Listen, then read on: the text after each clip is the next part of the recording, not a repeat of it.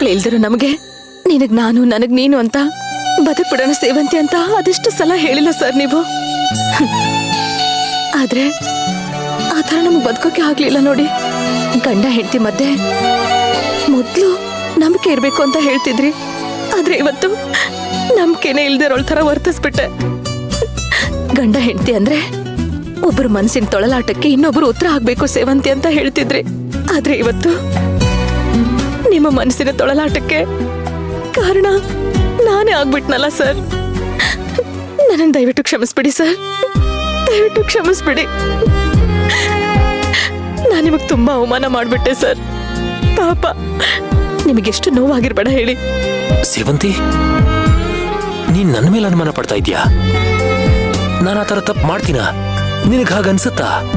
ಸೇವಂತಿ ನನ್ನ ಅನುಮಾನಿಸ್ಬೇಡ, ಸೇವಂತಿ ನನ್ನ ನಂಬು ಅಂತ ನೀವು ಹೇಳ್ತಿರ್ಬೇಕಾದ್ರೆ ಇಲ್ಲ ಸರ್,